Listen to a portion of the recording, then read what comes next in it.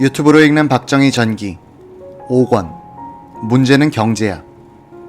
한일 국교 정상화 압박.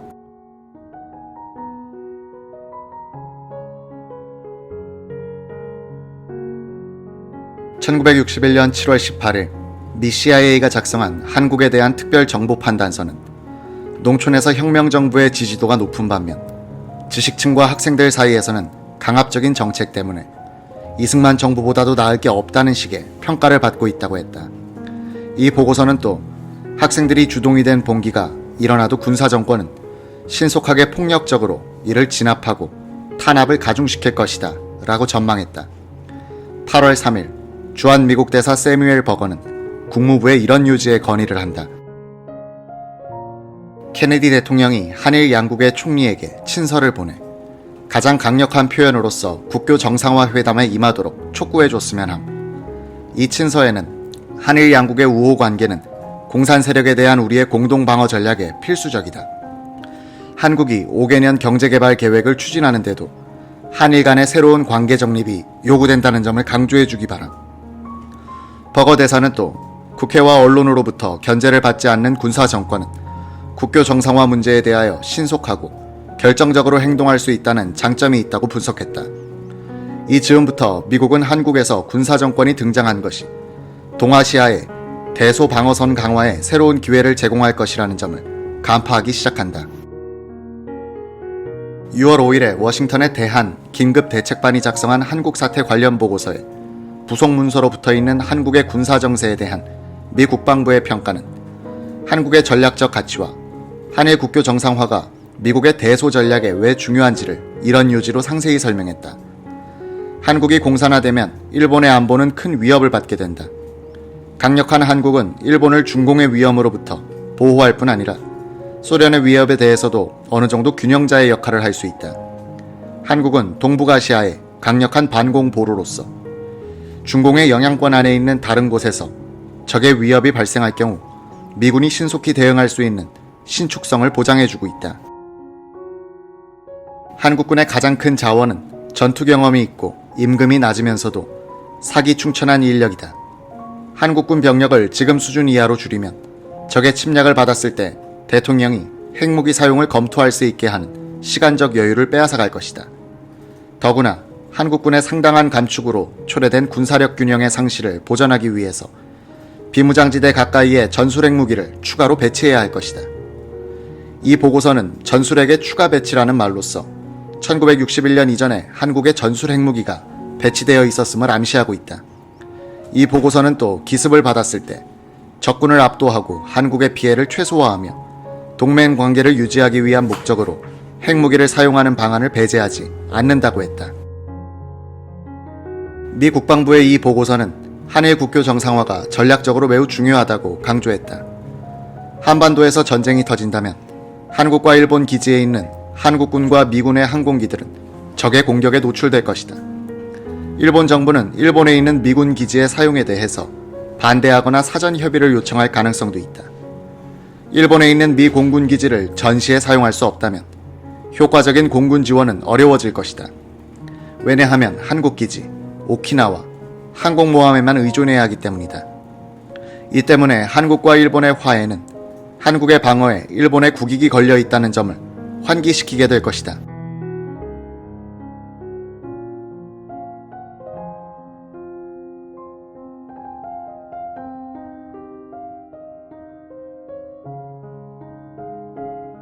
소련, 중공, 북한의 삼각동맹 체제에 대한 미국, 한국, 일본의 대응 체제가 효과적으로 작동하려면 한일 국교 정상화가 필수적이라는 전략적 판단에 기초해 미국은 한일 양국의 등을 떼민다. 1961년 6월 20일 워싱턴에서 열린 케네디 대통령과 일본 이케다 총리의 정상회담에서 케네디 대통령은 한일 국교 정상화를 촉구한다. 최근에 비밀이 해제된 두 정상 사이의 대화록에는 또 이케다가 한국을 보는 부정적인 시각이 솔직하게 드러나 있다. 먼저 이케다 총리가 말한다. 40년간 한국을 통치해본 경험에 의하여 일본은 한국인들이 멋대로이고 배타적이라 상대하기 어렵다는 것을 잘 알고 있다. 한국과의 국교 정상화에 대해서 일본으로서는 최근의 쿠데타 때문에 할 일이 별로 없다. 우리는 한국의 내정에 영향을 끼칠 수 없으므로 미국이 민간 정부로의 복귀를 위해 노력해 주길 바란다. 케네디 대통령은 이런 요지의 발언을 했다. 우리도 민정으로 복귀할 것을 희망하지만 시간이 많이 걸릴 것이다. 우리는 한국에 상당한 원조를 해줬지만 심각한 경제 위기로 내세울 것이 없게 됐다.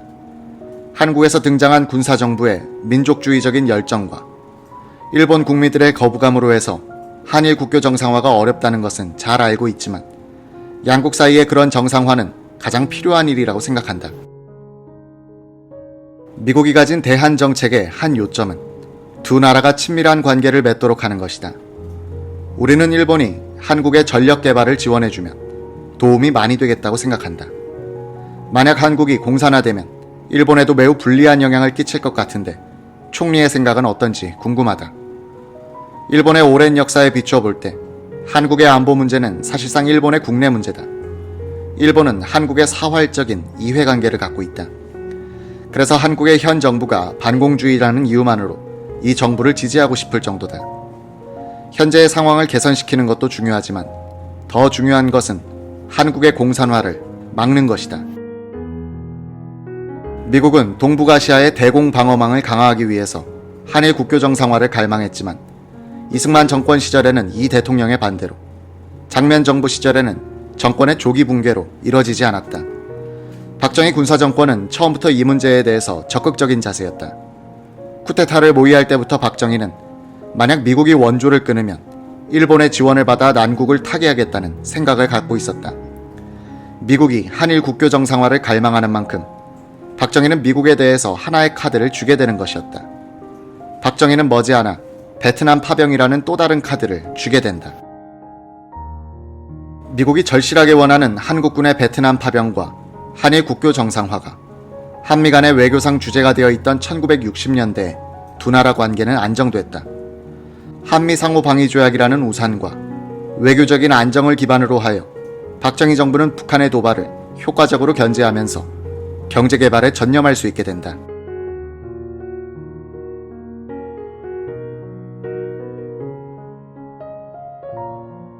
미국이 박정희 정부를 압박하는 데 써먹은 가장 중요한 수단은 빨리 민정이양 일정을 발표하라는 것이었다. 1961년 8월 11일 딘 러스크 국무장관은 정일관 주미 한국대사를 초치해 이 문제를 논의했다. 우리는 친구 사이니까 며칠 안으로 귀국의 정부에서 결정할 문제에 대하여 몇 마디 하고자 합니다. 지난 6월에 케네디 대통령이 소련의 후르시초프 의장과 회담을 가졌을 때 후르시초프는 이런 위협을 했습니다. 소련은 전 세계의 인민정권들을 지원할 것이다. 공산주의가 이런 나라들에서 정권을 잡는 것은 역사적으로 필연이다. 이에 대해서 케네디 대통령은 이런 반박을 했습니다. 자유선거를 통해서 공산정권이 성립된 나라가 없지 않는가. 후르시초프는 한국을 지칭하면서 현 정부의 군사적인 경향 때문에 밑으로부터의 압력과 침투에 취약하다고 했습니다. 한국은 유엔을 구성하는 나라들의 여론에 신경을 써야 합니다. 나는 귀국 정부가 선거 날짜를 1963년으로 멀리 잡아놓지 않을까 우려합니다. 1962년 가을에 유엔 총회 직전으로 선거 날짜를 앞당기는 것이 어떨까요? 만약 그럴 수 없다면 차라리 선거 일정을 분명하게 하지 않는 것이 낫겠습니다. 왜냐하면 1963년에 선거를 하겠다고 한다면 사람들이 한국 정부는 선거를 두려워한다고 생각할 것이니까요. 이 대목에서 배석하고 있던 메카나기 차관보가 반대 의견을 냈다.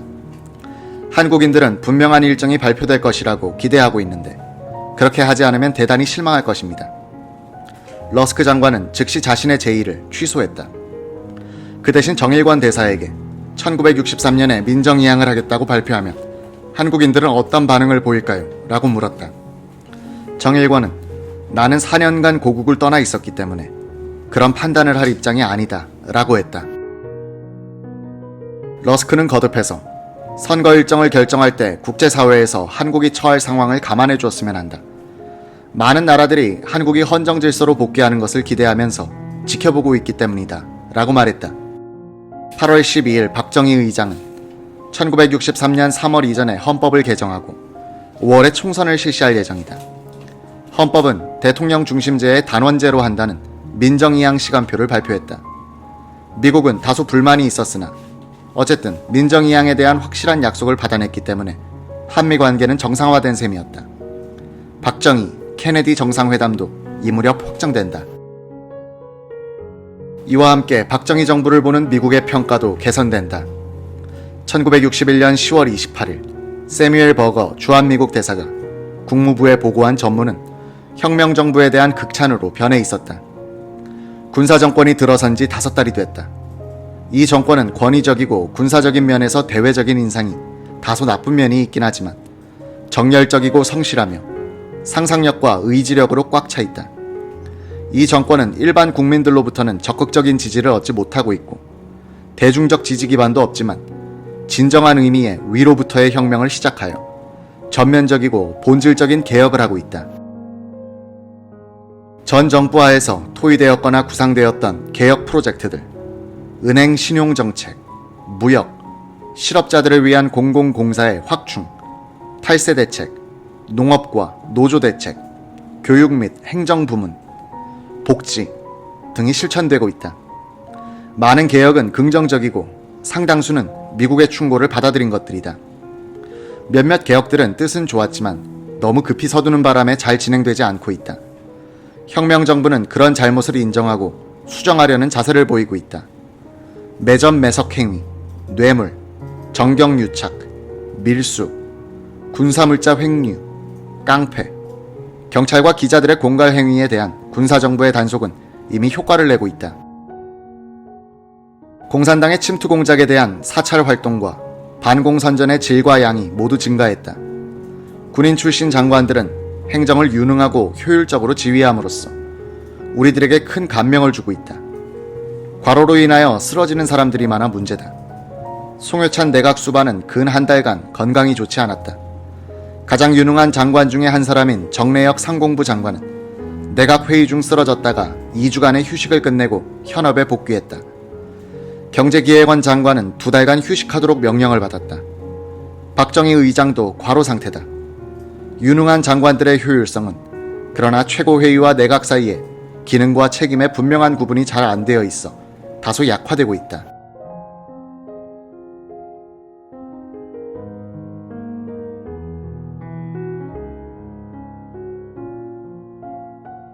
몇몇 최고회의 위원들은 내각의 결정을 뒤집고 간섭하며 군인 출신 장관들 가운데는 내각 수반을 제쳐놓는 일들이 일어나고 있다.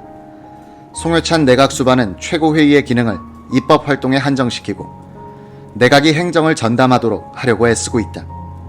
그는 쿠데타에 처음부터 가담한 사람이 아닌데다가 이승만 정권 때의 경력과 야심을 가지고 있다는 의심 때문에 명령이 잘 먹히지 않고 있다. 대다수 국민들의 태도는 방관자적이다. 이런 태도는 비관적인 태도와 구별되지 않는데 그 이유는 한국 사람들이, 특히 지배층이 장기간에 걸쳐서 유능할 수는 없을 것이라는 뿌리 깊은 자신감의 결여 때문이다. 이 혁명이 어느 길로 갈지를 예측하기는 너무 이르다. 최고회의 안에서 고질적인 분파주의가 생기고 있다는 증거도 있다. 지난 9월에 가장 심각한 사건이 있었다. 즉, 김종필 정보부장과 대령급들이 함경도 출신 장성들을 거세하려고 했던 것이다. 박정희 의장은 그런 내부 권력 투쟁을 막겠다는 뜻이 확고해 상황은 안정을 되찾았다. 부정부패가 상부층에서 다시 나타나고 있다는 조짐도 보인다. 이 문제에 대해서도 박정희는 단호한 태도를 취하고 있다. 그런 부정 사례를 공개하여 무자비하게 처리하겠다는 자세다. 박 의장에게 많은 것들이 달려있다. 그는 가장 냉정하고 믿음직하며 안정되어 있는 지도자이기 때문이다. 세뮤엘 버거 대사는 진로를 확실하게 잡은 혁명정부의 2가지 위험 요소는 내년도의 물가 폭등 가능성과 김종필 정보부장의 독주라고 분석했다.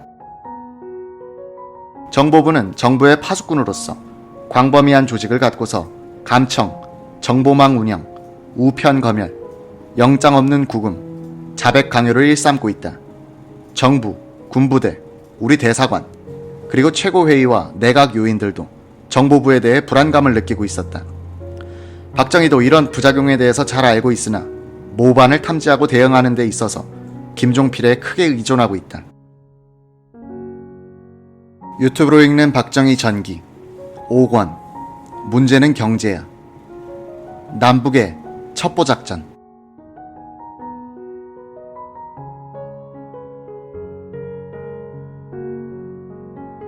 혁명정부가 설립된 이후 최초로 터진 권력형 부정사건은 다름 아닌 부정축제자 조사반의 부정사건이었다.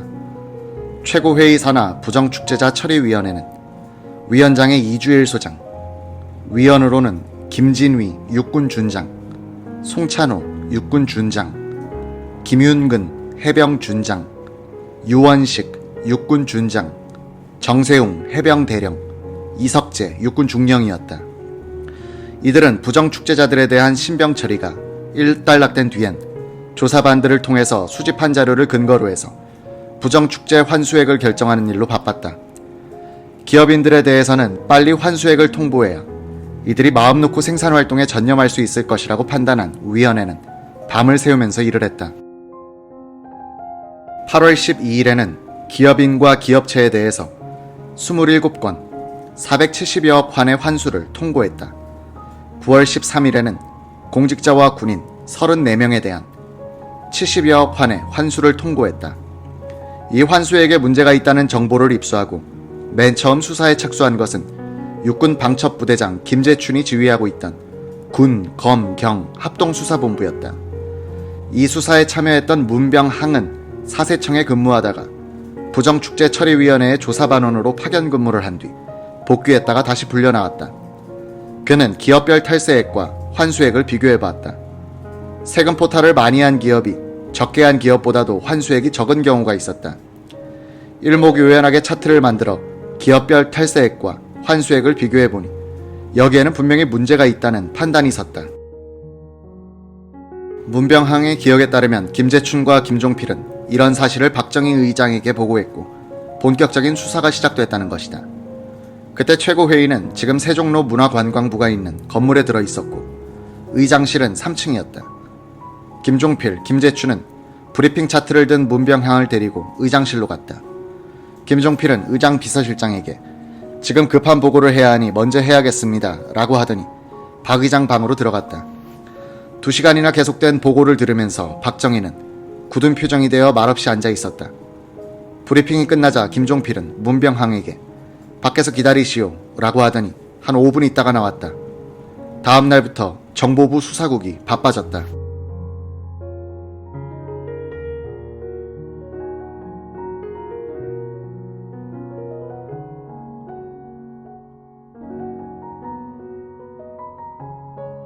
이 수사는 정보부가 특별수사팀을 만들어 진행했다. 임시수사실은 홍릉의 임업시험장에 있던 여러 동의 콘셋 건물이었다. 이곳으로 기업인들과 부정축제처리위원회 산하 조사반원들이 불려왔다. 한 기업인을 조사한 수사요원은 밤새 물 좀 먹었지 라고 말하는 것이었다. 차트를 만들었던 문병항은 건의 항목에서 부정축제처리위원장 이주일은 엄중처벌을 요한다라고 썼다가 정보부 모 국장이 빨간 색연필로 극형에 처한다로 바꾸는 것을 목격했다. 이 즈음 어느 날이었다. 박정희 의장이 부정축제처리위원들을 의장실로 불렀다. 김윤근은 조금 늦게 들어갔다. 박정희는 녹이 띈 표정으로 자리에 앉아 있었다. 그 옆에서 김종필 정보부장이 브리핑 준비를 하고 있었다. 브리핑 차트의 제목은 부정축제 처리의 부정이라고 되어 있는 것이 아닌가. 실내의 무거운 분위기와는 대조적으로 김종필 부장은 명랑한 표정에 의기양양했다. 이윽고 브리핑이 시작됐다. 부정축제 조사단원 중에서 3명, 심사반원 중에서 3명, 그리고 부정축제처리위원장, 보좌관, 양인영 대령이 뇌물을 받아먹었다. 뇌물로 받은 현금은 모두 압수해서 증거품으로 보관하고 있다. 뇌물을 받고 조사, 심사한 것은 물론이고 뇌물을 받지 않고 처리한 것 가운데서도 잘못된 것이 많다. 김 부장은 부정축제 처리는 다시 할 필요가 있다고 결론을 내는 것이었다. 박 의장은 최고회의 산하 조사단이 뇌물을 받아먹었다는 사실에 이성을 잃었고 노발대발하여 위원들을 야단쳤다. 위원들은 머리를 숙인 채 마룻바닥만 뚫어지게 내려다보고 있었다. 김윤근은 한참 야단을 맞다가 생각해보니 은근히 화가 났다.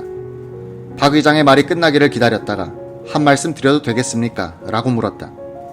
박정희는 할 말이 있으면 해보시오 라고 내뱉듯이 말했다. 박 의장도 아시다시피 부정축제 처리는 가능한 한 짧은 시일 내에 끝내야 한다는 전제하에 일을 서둘러 추진했습니다. 단시일 내에 방대한 업무량을 처리했으니 소홀히 된 것, 잘못된 것이 많으리라 자인합니다. 그런데 김 부장은 뇌물과 관계없이 체류된 것도 재심해야 한다고 했는데 그것은 지나친 견해라고 생각합니다. 여기 앉아있는 위원들이 제출된 자료를 근거로 해서 각자의 양심과 양식에 따라 심사숙고하고 토의하고 판정한 것을 어떻게 제3자가 잘했다, 못했다 판단할 수 있겠습니까? 직원 몇 사람이 사고를 냈다고 해서 넉 달 동안 매일 밤늦게까지 야근하며 수고한 위원들에게 위로는 못해줘도 어떻게 도매금으로 모두 나쁜 놈으로 취급하십니까? 좀 지나치다고 생각합니다. 박정희는 냉정을 되찾았다. 그는 즉석에서 지나치게 화를 낸 것은 미안하다면서 그동안의 위원들 노고를 치하했다. 이틀 뒤 최고회의 전체 회의에서 이 문제에 대한 브리핑이 있었다. 이날에는 경론이 있었다. 이주일과 같은 함경도 출신인 김동화 해병소장은 이건 가만 듣고 보니 이주일 부의장을 잡아넣자는 수작이 아닌가 하고 고함을 치면서 항의하고 다른 위원은 뭐가 잘못됐다고 야단이야 라고 되받는 등 분위기가 살벌했다. 박정희는 정보부 법률고문인 신직수에게 법률가로서의 의견을 물었다. 혁명지도 이념에 입각한다면 이 사안은 논쟁을 벌일 일이 아니라 냉철하게 판단해야 할 일이라고 생각합니다. 이 말에 장례가 조용하게 정리되더라고 한다.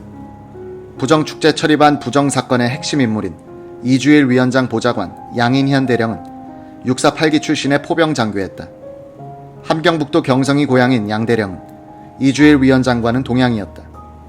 그는 수명의 기업인들로부터 환수 액수를 줄여주는 대가로 수천만 환의 뇌물을 받았다. 김종필의 정보부 수사팀은 양인현의 집을 수색했으나 이주일 위원장에게 뇌물이 전달된 증거는 잡지 못했다.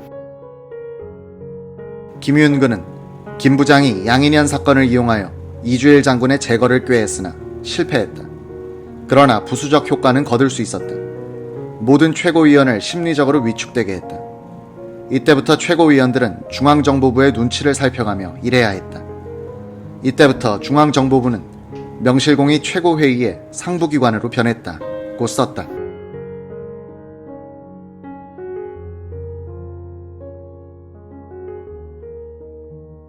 (1961년에) 남북한 간 공업 수준을 비교하면 북한이 압도적으로 우세했다. 석탄 생산량은 남한이 590만 톤, 북한이 1200만 톤. 발전량은 남한이 약 20만 킬로와트인데 비해서 북한은 116만 킬로와트였다. 철관석의 생산 실적은 남한이 약 14만 톤, 북한이 116만 톤.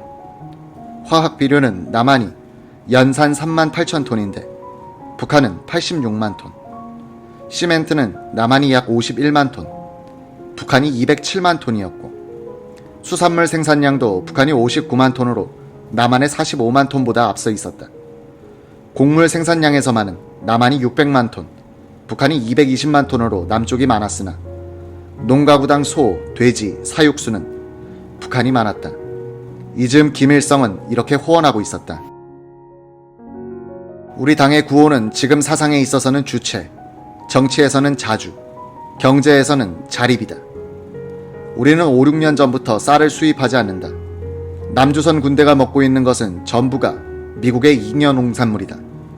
남조선의 국방군이 입고 있는 것도 전부 미제다. 군화도 미제이고 총과 탄약도 미국 놈들이 준 것이다. 남조선에서 박정희가 중농 정책을 들고 나와서 자립경제를 건설하겠다고 떠드는 것은 다행스런 일이다. 우리는 그런 정책에 찬성한다. 그러나 그 자립경제는 미국과 일본의 돈으로는 세울 수는 없다. 그렇게 하면 식민지가 된다. 우리 북반부와 합작해야만 자립경제가 가능해진다. 합작에는 그러나 하나의 조건이 있다.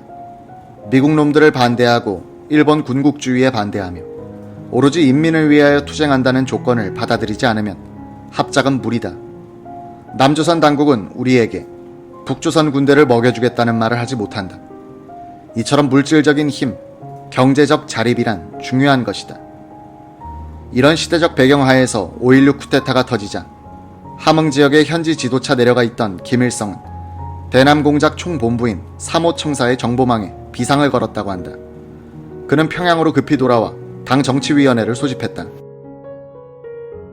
3호 청사의 문화부장인 김중린이 박정희 소장과 육사 8기 출신의 소장 장교들이 움직였다는 정보가 있다고 보고했다.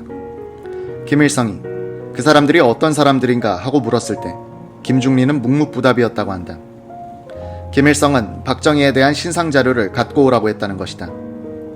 당시 사모청사의 간부로 있으면서 이날의 회의 자료를 준비했던 전 북한 고위관리 황일호가 중화일보 취재반에 증언한 내용은 이렇다. 김일성의 지시로 박정희를 포함한 쿠데타 주요 간부 8명에 대한 신상 자료가 회의에 제출됐어요. 당시 한국군 장성들이 많지 않았기 때문에 그들 개개인에 대한 세세한 신상 자료가 마련돼 있었어요. 박정희 자료는 주로 경북 출신의 남로당원과 국군 장교였다가 월북한 사람들이 쓴 것이었어요. 그중 70%가 박정희를 긍정적으로 평가했어요. 5월 20일과 21일에는 노동당 본청사 회의실에서 남한 사태에 대한 전문가들의 정책 토론회가 벌어졌다. 황일호에 따르면 이 회의에서는 쿠데타가 미군의 사주에 의한 것이냐 아니면 민족주의적인 청년 장교들이 일으킨 것이냐로 성격 규정을 하느라 옥신각신했다고 한다. 미군이 개입한 쿠데타로 결론은 났지만 주체 세력들의 면면들을 볼 때 더 신중하게 조사해야 한다는 견해도 많았다고 한다. 5월 26일 노동당 대남연락부는 박정희를 어려서부터 지켜봤다는 황태성과 박정희와는 육사 2기 동기로서 6.25 전에 대대병력을 끌고 월북했던 강태무 등 14명을 평양여관 특호실로 소환했다. 이들은 주량, 버릇 등 박정희에 대한 사소한 정보까지를 세밀하게 기록한 보고서를 제출했다고 한다. 북한 수뇌부는 박정희와는 대화가 될 수 있다는 희망적인 관측을 갖게 됐다. 그러다가 박정희가 통일운동 세력과 용공 세력을 숙청하기 시작하자 회의론이 제기됐다. 그러나 박정희의 형, 박상희의 친구였던 황태성이 박정희를 우호적으로 평가하는데 앞장섰다고 한다.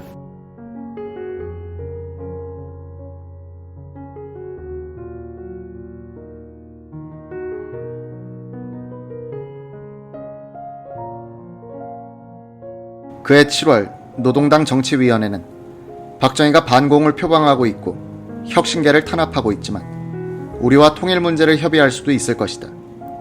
평화 통일을 제안할 비밀 협상 대표를 파견키로 하자는 결론을 내렸다는 것이다.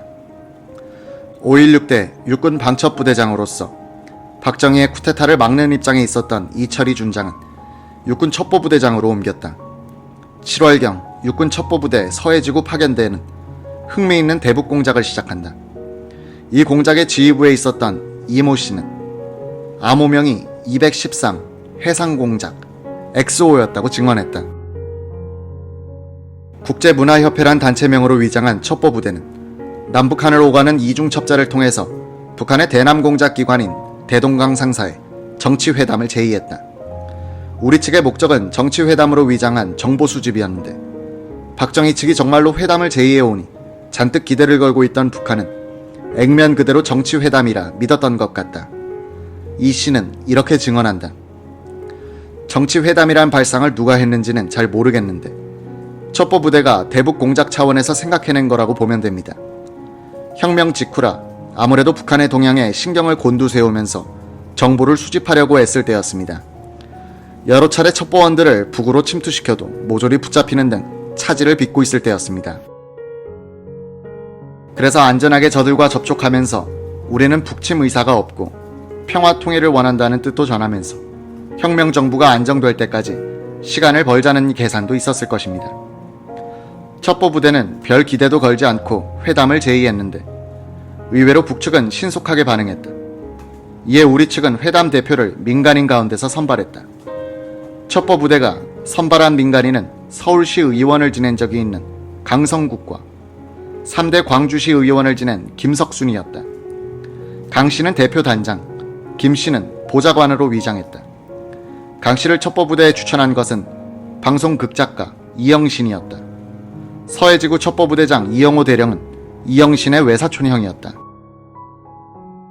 7월 초순 이 대령은 부대를 찾아간 이영신에게 공산주의 이론에 밝고 말도 잘하고 허우대도 좋은 그럴싸한 사람을 천거해다오 라고 부탁했다. 이영신이 이북에 첩자로 보내려고 그러느냐고 했더니 이 대령은 그렇지 않다. 신변 문제는 걱정 말라 라고만 했다. 강성국은 황해도 안악이 고향이고 경희대학교를 졸업한 뒤 모교에서 조교수로 있다가 4.19 이후의 총선 때는 서울 동대문에서 무소속으로 출마해 낙선했다. 이어서 실시된 서울시 의원 선거에 당선된 다음 민주당에 입당했다. 유튜브로 읽는 박정희 전기 5권 문제는 경제야. 정상회담을 위한 예비회담.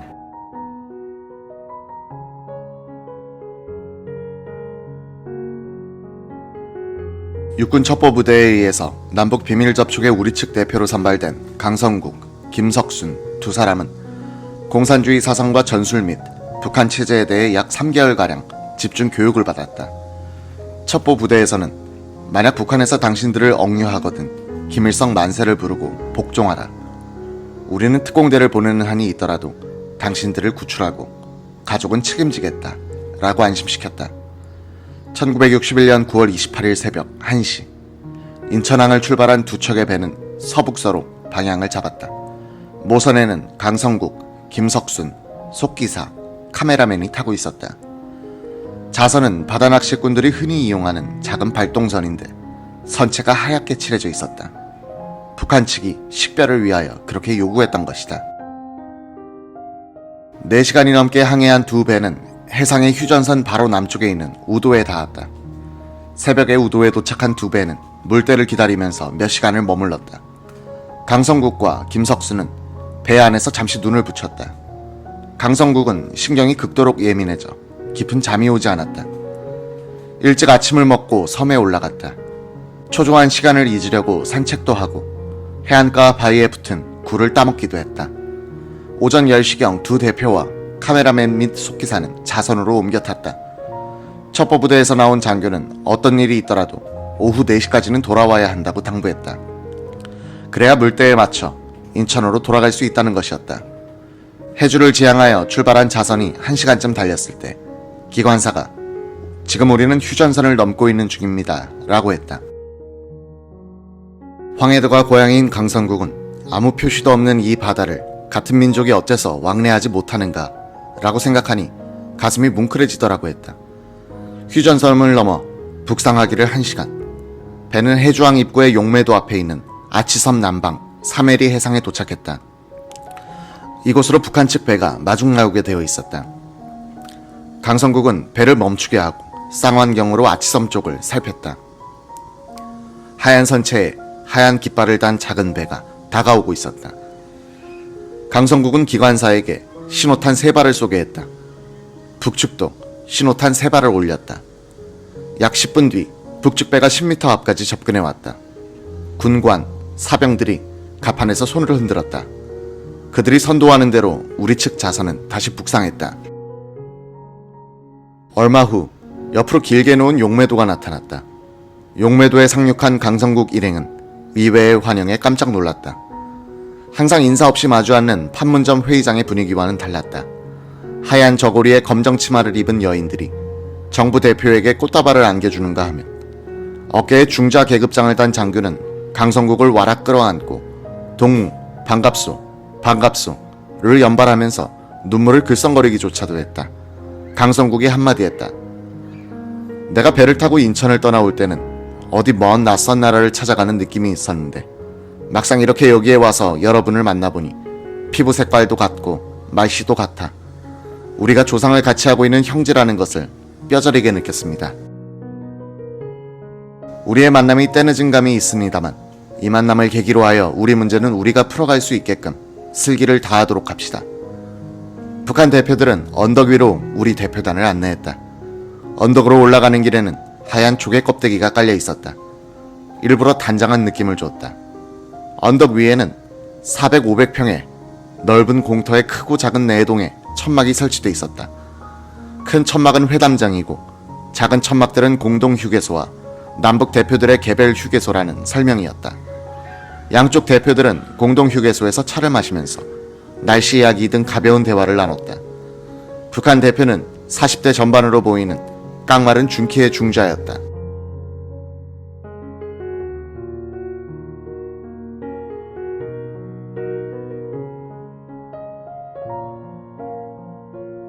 이름은 김모라고 했는데 군인 같아 보이지가 않았다. 부대표는 이기춘이라고 했다. 키가 크고 혈색도 좋았으며 말도 세련됐다. 점심을 끝내고 양쪽은 회담장에서 마주 앉았다. 우리가 북한 측에 제시한 의제가 있었다. 서울과 평양에 비공식 대표부를 설치하여 요원을 상주시킨다. 문화교류, 경제교류, 인사교류, 즉 남북 간의 자유왕래. 이기춘 부대표는 우리의 이런 제의에 대해서 한참 생각하더니 좋습니다. 의제는 이 네 가지로 국한시키도록 합시다. 라고 말했다. 우리 측 김석순 부대표가 그러면 토의 순서를 정합시다. 라고 했다. 이기춘이 잘라서 말했다. 토의 순서는 필요 없을 것 같습니다. 시간도 절약할 겸 의제 4개를 모두 한 덩어리로 묶어서 이야기합시다. 의제를 하나로 묶어서야 어떻게 진지한 토의를 할 수 있습니까? 졸속이 될 것입니다. 개별적으로 토의해야 합니다. 충분히 토의하는 것도 좋지만 어느 세월에 우리들의 과업을 완수하겠습니까? 남북 인민들의 기대에 보답하기 위해서라도 하나로 묶어서 빨리 진행합시다. 이런 말씨름이 지루하게 진행되었다고 한다. 김석수는 공동 휴게소에 머물러 있던 대표 강성국을 찾아와서 의논했다. 강성국 대표는 김석순에게 의제의 분리는 절대로 안 됩니다. 오늘 의제에 합의가 안 되면 다음에 와서 다시 토의하도록 합시다. 라고 했다. 우리의 강경한 입장을 확인한 북측 이기춘 부대표는 어디론가 전화를 걸고 오더니 의제를 분리, 개별적으로 토의하는 데 동의한다고 했다. 의제에 합의한 직후 양쪽 수석 대표들끼리 만났다. 강성국은 준비해간 선물 보따리를 내어놓았다. 북측은 선물을 생각해두지 못했던 듯 당황해했다. 양쪽은 헤어질 때 기념사진을 찍었다. 우리 측 대표단이 배로 돌아오는데 북측의 수석대표 김모가 급히 준비한 선물 보따리를 건네주었다. 담배와 과자류였다. 2차 회담은 10월 중에 역시 용매도에서 열렸다. 이 자리에서 북측은 신임장을 새로 교환하자고 제의했다. 강성국이 신임장은 이미 교환했는데 무슨 신임장을 새로 교환하잔 말입니까? 라고 했다. 대동강 상사나 국제문화협회의 신임장으로는 약합니다. 나는 김일성 수상의 신임장을 가져올 테니 강 선생은 최고회의 박정희 의장의 신임장을 가져오도록 하십시오. 강성국의 증언에 따르면 북측 수석대표 김모는 이 자리에서 기관 대 기관의 회담으로 그칠 일이 아니라 김일성, 박정희 두 분이 만나는 정상회담을 위한 예비회담으로 격상시키자는 파격적인 제안을 했다고 한다.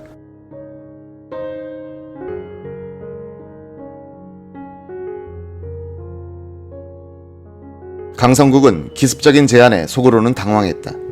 그리고 나름대로 계산을 해봤다고 한다. 오는 11월에는 박정희 의장이 미국을 방문하여 케네디 대통령과 정상회담을 갖기로 되어 있다. 이런 시점에서 북한은 한미 간을 이간질할 생각을 하고 있을 것이다. 그렇지 않아도 사상적인 의심을 받고 있는 박정희 의장이 미국 몰래 북한과 정치적인 접촉을 하고 있다는 것이 폭로되면 미국은 혁명 정부를 의심할 것이고 모처럼 마련된 한미 간의 관계 정상화 기회도 물거품이 되고 말 것이다. 절대로 정상회담을 위한 예비회담으로의 격상에 동의해서도 박정희 의장 명의의 신임장을 약속해서도 안 된다. 생각을 정리한 강성국은 이렇게 말문을 열었다. 당신네들은 어쩌자고 이렇게 성급합니까? 심리길도 첫걸음부터라고 했습니다. 우리가 만나서 4가지 의제를 해결한 다음에야 정상회담이 가능할 것입니다. 우선 쉬운 문제부터 풀어나갑시다. 우리들의 회담을 정상회담으로 끌어올리게 되면 시간도 단축되고 남북인민의 여망에도 부응하는 길이 될 텐데 반대하는 까닭을 모르겠습니다. 정상회담이 소득이 없게 되면 어떻게 합니까? 다시 또 옛날로 돌아가자는 얘기입니까? 이런 말씨름 끝에 양쪽은 지금대로 회담을 계속하기로 했다. 북한이 박정희 의장의 신임장을 가져오라고 한 이유는 남한 대표단의 성격에 대하여 의문을 가지고 있었기 때문으로 보인다. 당시 첩보부대에서 이 공작을 지휘했던 한 인사는 이 남북비밀 접촉 기간 중 북한은 간첩을 내려보내 이 회담에 임하는 한국 측의 의도를 알아내려 했다고 증언했다. 이 간첩은 위장 자수한 뒤 남북 간의 비밀 접촉이 이루어지고 있다는 정보를 흘려 우리 측의 반응을 떠보려 했다고 한다. 우리 정보기관에서는 이 간첩을 잘 대우한 뒤 북한으로 돌려보내 주었다는 것이다. 이 접촉 기간에 북한은 또 황태성을 밀사로 내려보내 김종필, 박정희와 직접 접촉하려고 시도한다. 미국이 박정희의 사상과 정책에 대해서 궁금해하고 있었듯이 김일성도 한때의 좌익 박정희에 대해 기대와 의문을 품고서 여러 갈래의 타진을 하고 있었다는 얘기다. 김종필 전 총리는 최근 그 남북 접촉은 첩보부대에서 독자적으로 정보 수집 차원에서 한 것이지 아무런 정치적 목적이 없었다 라고 잘라 말했다.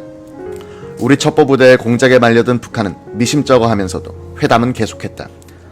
제3차 회담은 강화도 건너편에 있는 불당포에서 있었다. 강화도에서 직선거리로 4km 남짓한 포구였다. 이날도 북한 측은 남한 측 두 대표의 신분 확인에 대한 집착을 버리지 않고 있었다. 북측 수석대표 김모는 나는 사실은 김일성대학 교수요. 그런데 당신의 진짜 신분은 뭐요? 라고 강성국에게 일침을 놨다. 강성국이 반격했다. 기관 대 기관끼리의 대화에 왜 교수가 나옵니까? 그런 식으로 회담을 진행하니 이 회담이 질질 시간만 끌고 있는 게 아닙니까? 강 선생, 이제 내 진짜 신분을 밝혔으니 강 선생도 진짜 신분을 밝히시오. 도대체 내 진짜 신분을 알아서 어쩌겠다는 겁니까? 남반부에 있는 우리 동지로 하여금 강 선생 댁을 한번 방문케 하려고 그럽니다.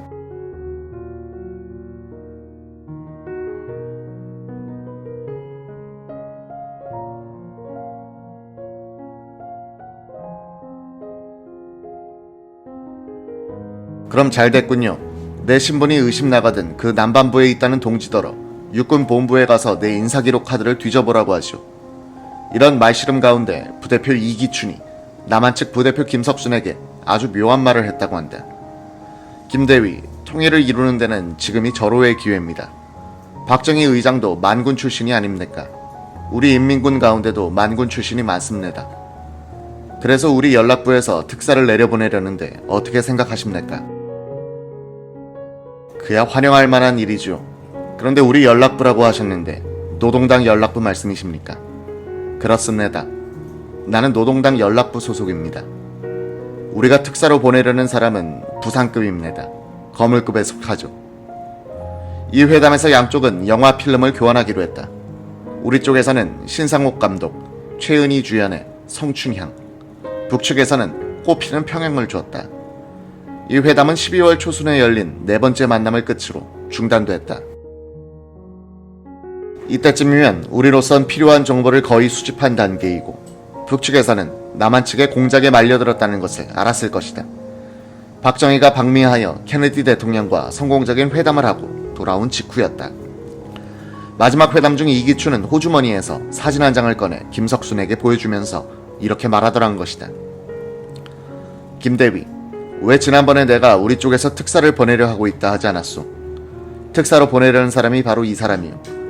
이름은 황태성이라고 하는데 김대위가 알아두는 게 좋을 것 같아서 사진을 가지고 왔소. 김석순은 모르고 있었지만 황태성은 이때 중앙정보부에 붙들려 조사를 받고 있었다. 김천 사람 황태성은 월북한 후 무역부 부상을 지냈다. 그는 1946년 10월 폭동 때 구미에서 군정경찰에 피살된 박정희의 형 박상희의 친구였다. 박정희 의장은 첩보부대에서 가져온 북한 영화 꽃피는 평양을 장관들과 함께 보고는 우리도 빨리 저 이상으로 발전해야 하는데 하면서 부러워했다고 한다. 이상에 소개한 남북 비밀 접촉이 세상에 알려진 것은 1992년 월간 조선 7월호에 기고한 러시아 과학 아카데미 극동연구소 한국과장 바딤 투카첸코의 한반도와 러시아 정치의 우선적 방향이란 글을 통해서였다. 평양 주재 소련 대사관의 영사과장, 구소련 공산당 중앙위원회 국제부 한국과장직을 역임했던 그는 이렇게 썼다. 1961년 8월에 남한 군부 정찰을 통하여 북측에 편지가 전달되었는데 편지에는 평화통일 문제를 의논하기 위하여 규섭하자는 내용이 포함되어 있었다.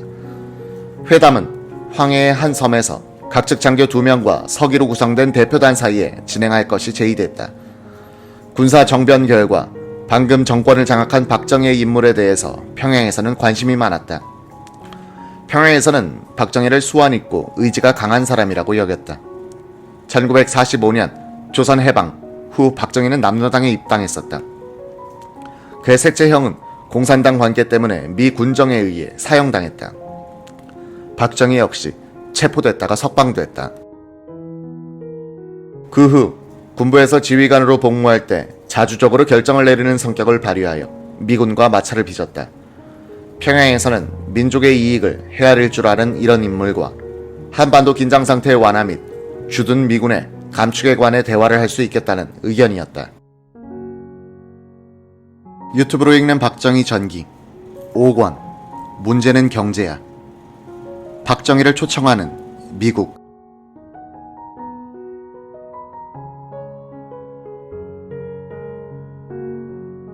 구소련 공산당 중앙위원회 한국과장 출신인 바딤 투가첸코의 증언은 계속된다. 당시 남한 정세에 관한 의견은 단순했다. 즉 남한 정부가 미군에 의존하고 있기 때문에 미군이 철수하기만 하면 인민이 정권을 장악할 것이고 북한과 통일할 것이라는 생각이었다. 북한은 남쪽보다 경제 발전에서 우세했고 조선 전쟁 때 북으로 올라온 10만 피란민들도 북반부를 지지하고 있었다. 이외에 평양은 남한의 좌익 세력이 중심주의 당들과 결합하리라는데 일정한 희망을 걸고 있었다. 그렇게 되면 민주 세력이 정권을 잡으리라고 생각했다. 이 모든 사정을 생각한 북한 지도부는 교섭에 동의했다. 그런 접촉은 보통 지도에는 표시되지도 않는 북한의 한 작은 섬에서 있었다. 서울이 제의를 한 것이기 때문에 북한 대표자들은 상대자들의 의도가 무엇이며 누구를 대표하며 권한이 어떤가를 알아볼 목적이었다. 남한 장교들은 최고 지도부의 지시로 교섭에 나섰으며 그 명의로 4가지 사항으로 된 지침을 제출했다. 서울과 평양에 양측 상설 군사대표부를 설치하며 남과 북이 통상관계를 맺고 시민들의 38선 자유통행을 보장하며 우편 교환을 회복할 것 등이었다. 첫 만남에서 상기 제안은 토의되지 않았다. 북측은 남측 군사대표들의 권한을 밝히려고만 시도했다. 이에 관한 남측 장교들의 설명은 북한 측을 조심하게 만들었다. 남측은 북한 군사단의 서울 체제 기간 중 안전은 미국, 러시아 및 중국이 모르는 조건 하에서만 보장될 수 있다고 했다. 북한 지도부는 10월 초의 회담에서 정부급의 회담으로 격상시키는 가능성을 검토하자고 제의했다. 10월 24일에 이 제안을 논의했지만 합의는 이루지 못했다. 남반부에서의 정치투쟁, 특히 좌익 세력에 대한 박해가 회담에 영향을 끼쳤다. 이 회담이 역사적인 것으로 되었더라면 수십 년간 계속된 과정을 단축시켰을 수도 있다. 양측은 화해의 필요성을 느끼지 않았다. 남한은 내부 사회의 갈등으로 흔들리고 있었다. 북한은 나라를 폐허해서 일으켜 세우고 경제 발전에서 남한을 앞서고 있었다. 대외 조건도 평화적인 협상을 자극하지 않았다. 세계가 군사 동맹들로 갈라지고 군사 경쟁이 강화되는 시기였다. 이 기고문을 가지고 판단하면 당시 김일성과 그 측근들은 한국 첩보부대에서 정보 수집 공작 차원에서 제의한 남북 비밀 접촉에 말려들어 이를 정치회담으로 연결시키려는 환상을 갖고 있었음을 알 수 있다. 한국 측의 지도부인 박정희, 김종필 라인에서는 이 공작을 대수롭지 않게 여기고 있었는데 북한 지도부가 과잉 기대를 걸고 있었다는 것은 그들이 박정희의 좌익 전략과 민족주의 성향에 대해서 처음에는 상당한 기대를 걸고 있었음을 암시한다. 황태성의 밀파도 그런 맥락에서 이해할 수 있다. 한편 박정희 의장이 1961년 8월 15일에 민정이양에 관한 일정을 발표한 이후 한미 간의 관계는 급속도로 가까워지기 시작했다. 8월 23일 세뮤엘 버거 주한미국 대사는 딘 러스크 국무장관에게 박정희 의장을 초청하는 것이 바람직하다는 요지의 전문을 보냈다. 케네디 대통령에 의한 방미 초청은 군사정권을 인정함으로써 국내 상황의 안정을 도모하고 국가재건 최고회의 내에서 박 의장의 권위를 강화시켜 줄 것입니다. 이는 박 의장이 강경파에 대해서 온건한 방향으로 영향을 끼쳐왔음을 감안할 때 바람직한 것입니다. 이는 또 북한, 중공, 소련에 대해서 한미 간의 균열이 없음을 과시할 수 있음. 한국의 경제 문제와 장기 경제 개발 계획에 대하여 솔직한 의견 교환을 할 기회임. 민정이양의 약속이 철저하게 지켜져야 하며 합당한 기관에 의해서 헌법과 선거법 등이 마련돼야 한다는 우리 측의 견해를 최고위 수준으로 전달할 수 있음. 한일 간의 국교 정상화 문제에 대한 우리 쪽의 의견 전달을 위해서도 박정희 의장의 초청이 바람직함. 러스크 국무장관은 9월 1일 케네디 대통령에게 박정희 의장을 11월 13일부터 17일 사이 미국으로 초청할 것을 건의했다. 초청 형식은 비공식 방문. 케네디 대통령의 승낙을 받은 미 국무부는 버거 대사에게 워싱턴 외부에서의 교통비는 한국 부담, 수행원은 10명 이내로 해줄 것을 지시했다. 송유찬 내각 수반은 주한 미국 대사 버거에게 정상회담 개최 발표문에서 비공식이란 말을 빼달라고 했다. 버거 대사는 러스크 장관에게 보고하여 비공식이라는 단어를 삭제했다. 10월 26일 군, 검, 경 합동수사본부장인 김재춘 육군 방첩부대장은 4명의 선발대를 데리고 워싱턴으로 향했다. 정일권 주미대사와 함께 나온 이수영 주 유엔 대사는 김재춘에게 미국 측에서는 고급 장성들의 구속 사태에 대해서 못마땅하게 생각하고 있습니다. 의장 각하의 방미 이전에 해결됐으면 합니다. 라고 했다. 정일권 대사는 미국 측의 의전에 대해서 설명했다.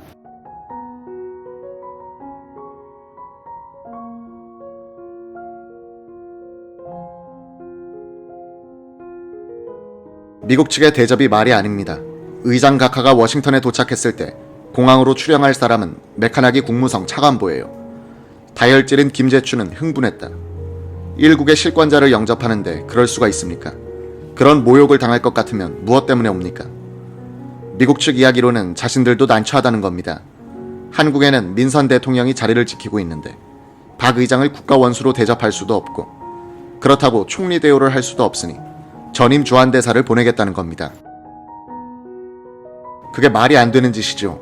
권력자를 좀 이름 있는 지명인사 정도로 대우하겠다니 본국에서도 펄펄 뛸 겁니다. 의장 각하의 방미 계획은 취소돼야 합니다. 김재춘은 국제전화로 김종필 중앙정보부장과 상의했다. 김종필 부장은 최고회의에 이 문제를 올렸고 미국 측에 대해서 줏대 있는 행동을 해야 한다는 생각을 강박관념처럼 지니고 다니던 주체 세력들은 의장 방미 보류라는 말까지 꺼냈다. 최고회의는 또 세뮤엘 버거 주한미국 대사에게도 공식으로 항의했다. 며칠 뒤 워싱턴에 머물고 있던 김재춘 선발대장에게 미 국무부 한국과장이 찾아왔다. 박 의장의 방미 보류 이야기가 왜 나옵니까? 김재춘은 이렇게 말했다고 한다. 대통령 다음 가는 실권자를 맞이하는 데 있어서 의전 절차가 문제가 많다고 생각해 이곳 분위기를 본국에 보고했을 뿐입니다. 왜 그런 이야기가 나오는지는 여기서는 알 수 없습니다. 다음날 미국 측에서는 정일권 대사를 통해서 의전 절차를 수정했음을 통보해왔다. 존슨 부통령과 러스크 국무장관이 공항에 영접 나가고 의장대 사열을 하며 박 의장이 백악관에 도착하면 케네디 대통령이 현관까지 나서서 손님을 맞는다는 것이었다.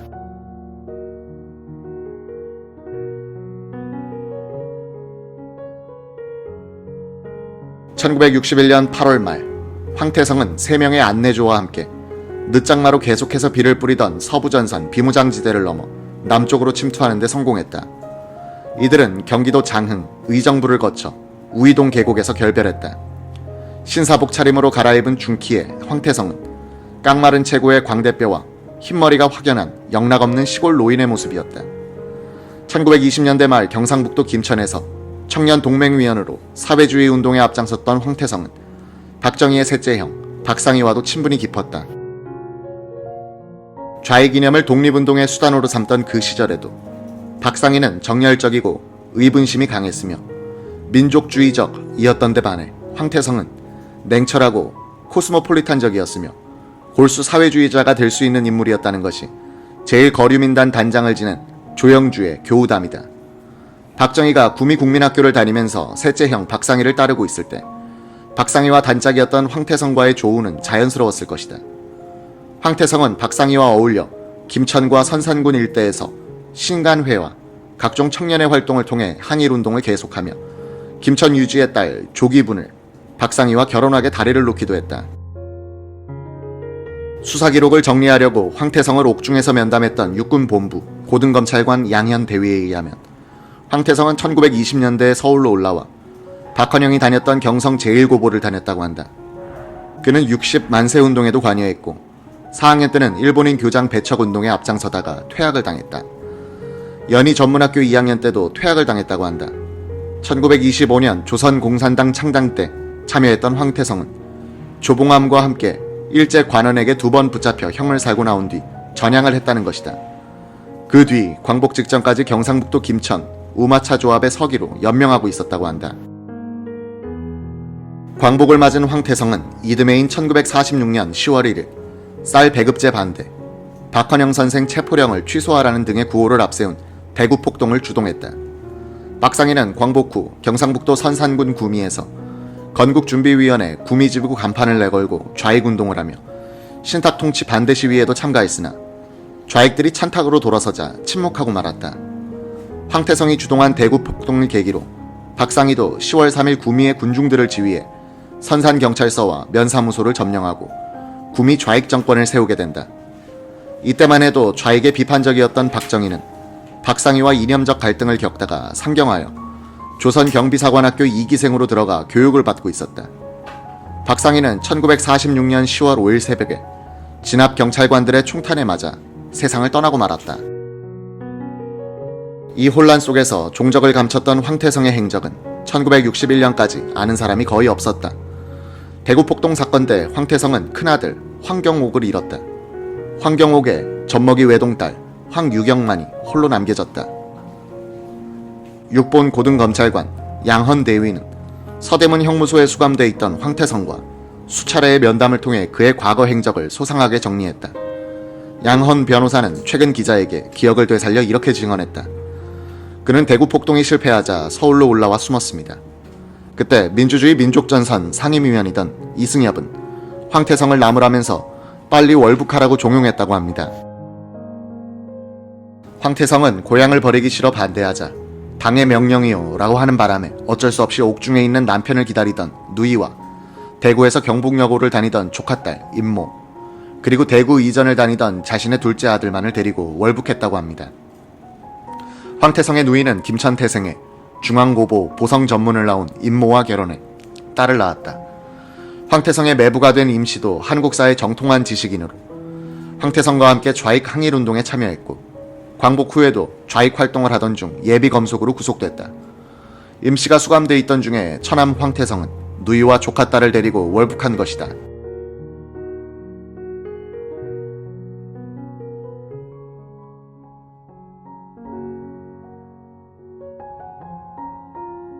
임씨는 그 후 석방돼 좌익 전향자 모임인 보도연맹 김천지부 간사장이 됐다가 6.25 때 총살됐다. 다시 양헌 변호사의 증언. 월북한 황태성은 황해도 해주로 갔다고 합니다. 거기서 또 기관지인 황해일보사 총무국장으로서 세월을 보내고 있었다는 겁니다. 조카딸 임양을 김일성대학에 입학시키고 자신의 아들은 신의주의 모 소비조합장 딸과 혼인시킨 뒤 김일성대학 의학부에 입학시켰다고 합니다. 황태성은 황해일보사에 머물면서 허헌의 딸 허정숙에게 편지를 냈다고 한다. 이 덕분에 그는 무역성의 전신인 산업성 지방국장 자리를 받아 평양에 들어갈 수 있었다는 것이다. 황태성과 그의 조카딸은 6.25 때 다시 남한으로 내려왔다. 황태성은 서울 구경도 할 겸 고향도 볼 겸 해서 자진해서 남아있고, 조카딸 임양은 김일성대학 학생들 중 주로 남한 출신들만 골라 조직된 선무공작대로 뽑혀 인민군과 함께 월남했다.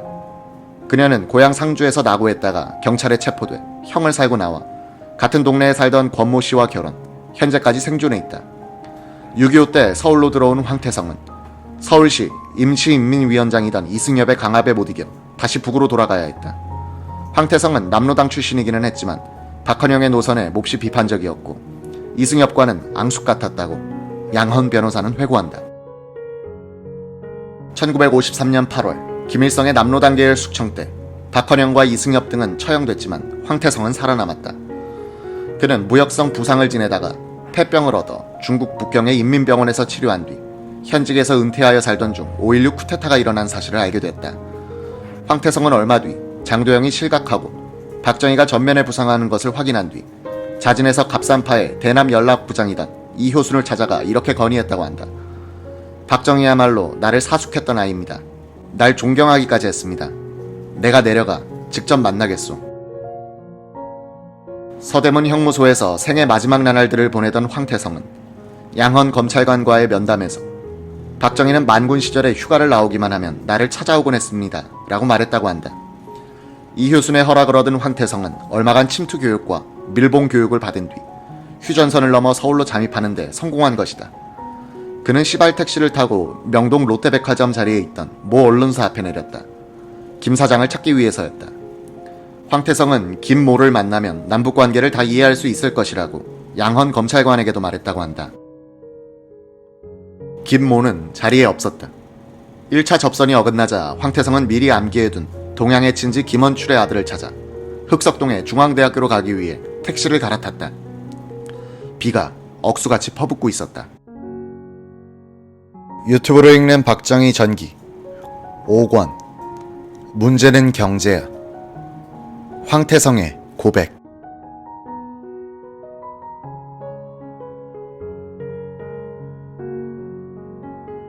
박정희의 대구사범 후배였던 당시 28세의 김민아는 황태성과 이웃해 살았지만 자랄 때는 이름만 들었을 정도였다. 그의 부친 김원출은 상주에서 양조장을 경영하며 황태성과도 친분이 두터웠다. 김민아는 김원출 씨의 10남매 중 막내였다. 광복 직후 이념의 혼재는 김원출의 자제들에게도 예외가 아니었다. 전쟁을 겪은 뒤엔 김민아의 두 형과 누이 한 분은 월북자가 되어 있었고, 일본 유학길에 올랐던 형님들은 일본에서 살게 되어 뿔뿔이 흩어지게 됐다. 막내이면서 장남 역할을 해야 했던 김민아는 수복 후 서울로 올라와 대학원을 졸업한 뒤 중앙대학교에서 시간 강사로 정치학을 강의하고 있었다. 1961년 7월 25일부터 그는 부평의 경찰 전문학교 내에 설치된 재건 국민운동훈련소에도 강사로 나가 혁명정부의 이념을 전파하고 있었다. 김민아의 이런 직업적 배경에는 당시 고려대학교 교수로 있으면서 최고회의 고문 역할을 하던 박정희의 대구사범 동기생 왕학수의 역할이 컸다. 왕 교수는 김민아를 친동생처럼 잘해주며 여러모로 길을 터주고 있었다. 6.25 이후 황태성은 친지인 김원출의 자제들이 북한에서 자리를 잡도록 돌봐주면서 자신의 조카딸 임양이 동양인 권모 씨와 결혼한 사진을 일본을 통해 전해받고 있었다. 임 씨의 남편이 된 권모 씨는 김원출의 막내 아들 김민아의 처남인 사실도 알고 있었다. 난파 직후 황태성은 이런 사정으로 김원출의 막내 아들 김민아를 찾게 된 것이다. 기자를 만난 김민아 씨는 황태성과 관련해서 이렇게 회고했다. 황태성 씨는 상주군 청리면에서 출생했죠. 우리 집과는 담 하나를 사이에 두고 살았습니다. 내가 국민학교에 다닐 무렵에는 독립운동가니 황태성 선생이니 하는 소문이 자자했습니다. 하지만 저는 얼굴도 본 적이 없었습니다. 대구 11 사건이 나자 박상희라는 이름과 황태성이라는 이름이 자주 사람들 입에 오르내렸습니다만 그때부터 독립운동가나 황태선 선생이란 말은 사라지고 공산주의자나 빨갱이란 말이 퍼졌습니다. 1961년 9월 1일 그날 학교에서 강의를 마칠 무렵이었는데 수위가 달려오더니 정문에 시골에서 올라온 어른께서 기다리신다고 합니다. 그 무렵만 해도 서울서 시간 강사를 해도 고향에서는 대학 선생이라며 참 대견하게 생각들을 하고 계셨습니다. 그래서 남모르는 고향 어른들도 부친과의 인연을 대고 무턱대고 제 집으로 찾아와 며칠씩 식객으로 묵곤 했죠. 그날도 김민아는 황태성을 부친의 친구로만 알았다. 정문에서 인사를 나눴지만 노인은 나 촌에서 올라왔네 라고만 했다. 김민아의 집은 중앙대학교 부근인 흑석동 산동네의 판잣집이었다. 2년 전에 결혼해 2살 배기 아들 하나와 임신 중인 아내가 있었다. 노인을 집으로 데리고 간 김민아는 여느 때와 마찬가지로 윗방 하나를 비워 모셨다.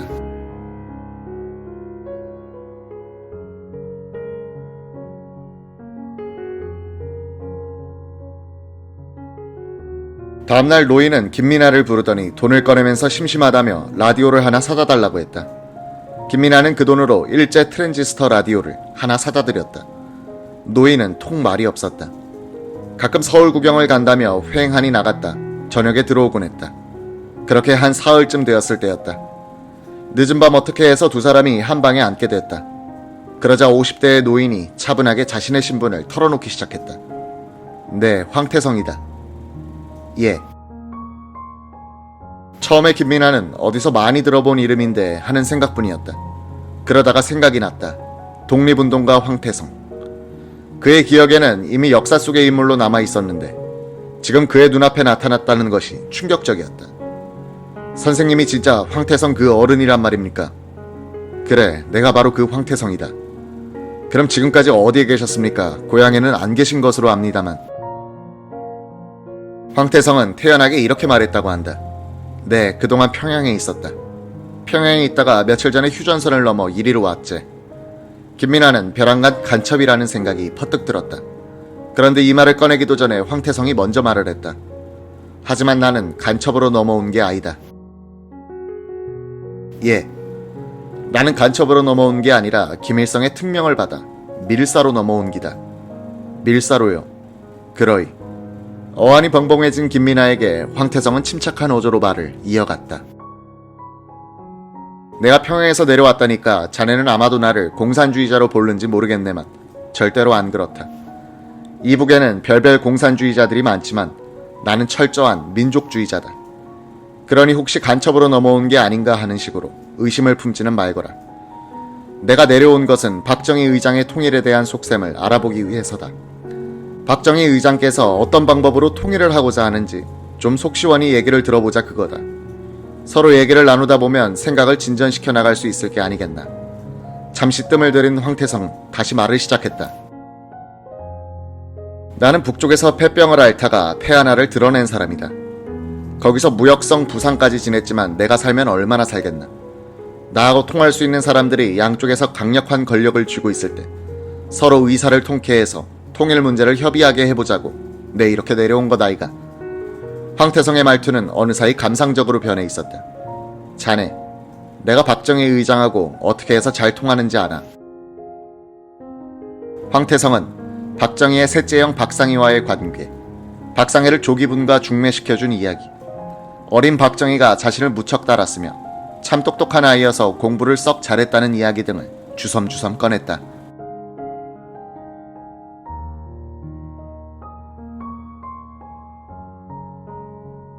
황태성은 동양 친지의 아들인 김민아에게 박정희와의 관계를 계속 설명해갔다.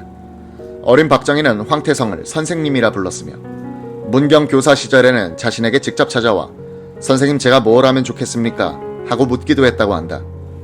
그때 황태성은 네가 하고 싶은 것을 하라. 무엇을 하든 우리한테는 때가 올 것이다. 그러면 자네가 하던 일이 우리 민족에게 도움이 될 것이니 주저 말고 하고 싶은 일을 하라 면서 충고도 해줬다는 것이다. 황태성은 김민아의 확신을 얻기 위해 자신이 알고 있던 모든 것을 털어놓고 민족 감정에 호소했다. 우리가 이 기회를 놓치면 분단은 오래 갈 거다. 나는 그 때문에 민족적 사명감을 갖고 내려왔다. 지금 자네는 모르겠지만 북쪽에서 들은 바에 따르면 박 의장은 이미 영관급 장교들을 보내 서해안에서 회담 중이라고 한다. 이게 만약 사실이라면 기왕 하는 것 구체적으로 하자 이 말이다. 체제니 이데올로기니 하는 것들이 무슨 소용이고 민족이 중요하지. 황태성의 이 말에서 우리는 당시 북한 지도부가 남한 첩보부대의 대북 공작에 넘어가 하급 비밀 접촉을 정치적 회담으로 오판하고 있었음을 알 수 있다. 황태성은 김민아에게 박정희 의장은 철저한 민족주의자야. 어떤 방법으로든 대화의 길을 모색해 보려 하는 것은 민족주의자인 박 의장으로서는 당연한 일이 아니겠나 라고 말했다. 김민아는 이 말이 마음에 와닿았다고 한다. 민족적인 감정에 호소하니 그때까지 내가 알던 간첩의 이미지와는 영 딴판으로 보였습니다. 순박하게 여겨지기 시작했습니다. 황태성은 김민아에게 이런 말도 했다. 대한민국에서 5.16 쿠데타가 일어나 군사정권이 들어서니까 김일성은 남한에서 올라간 사람들 가운데 박정희 의장과 잘 아는 사람들을 찾기 시작했지. 내가 자진해서 김일성을 찾아가 내가 박정희 소장을 잘 안다고 말했던 거야. 그러니까 김일성이가 나보고 당신이 가서 대화 의사를 타진해보라고 해서 이렇게 내려온 거다. 6본 검찰관 양헌대위는 병중의 황태성이 난파된 경위에 대해서 대남 연락부장 이효순을 찾아가 건의해서 내려왔다고 진술했다며 황태성이 직접 김일성을 찾아가 면담했다는 것은 믿기 어렵다고 했다. 그는 또 황태성은 형장에서까지 민족주의에 대한 미련을 갖고 있었으며 통일 문제에 대해서도 지극히 감상적으로 알고 있던 인물이었다. 당시 혁명정부와 미국의 관계에 대해서는 국민학생 수준도 안 될 만큼 무지했다고 증언했다. 한편 어느 정도 김민아로부터 의심을 지웠다고 판단한 황태성은 이런 부탁을 했다. 그러니 수고스럽지만 자네가 좀 나서서 박정희 의장이나 그분의 조카 사위 되는 김종필 중앙정보부장에게 내가 내려왔다는 말만 전해주겠나. 유엔 감시하에 총선거를 통한 통일 방안 이외에는 어떤 통일 방안도 금기시되던 당시 김민아는 고민을 거듭했다. 황태성은 또 다른 부탁 하나를 더했다. 서울에 내 조카 딸이 하나 있는데 그 아이를 만나게 해줄 수 없겠나. 이름이 뭡니까? 임모라네.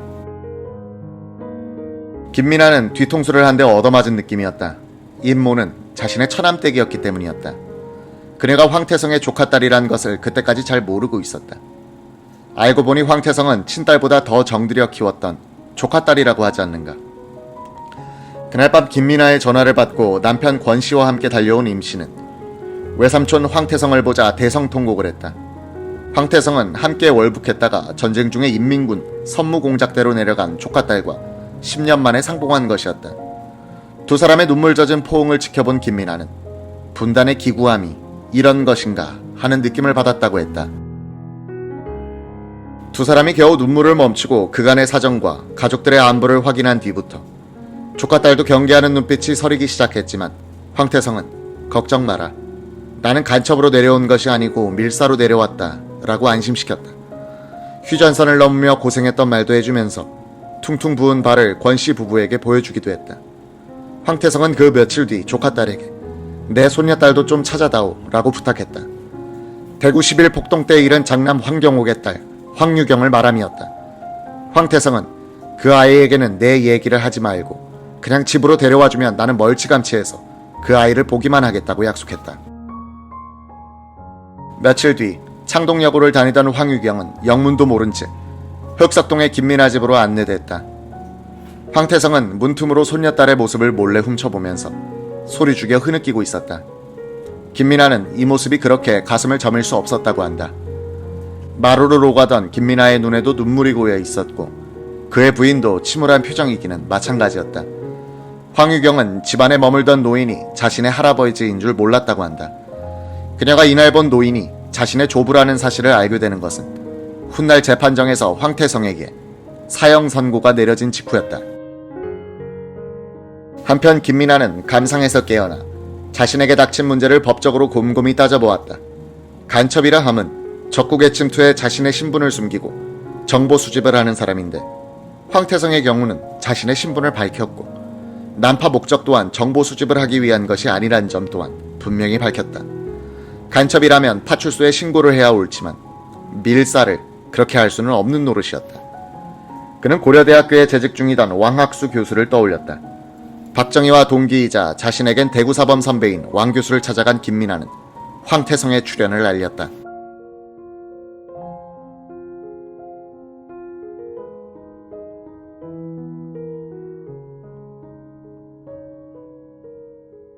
왕 교수도 처음엔 깜짝 놀랐다.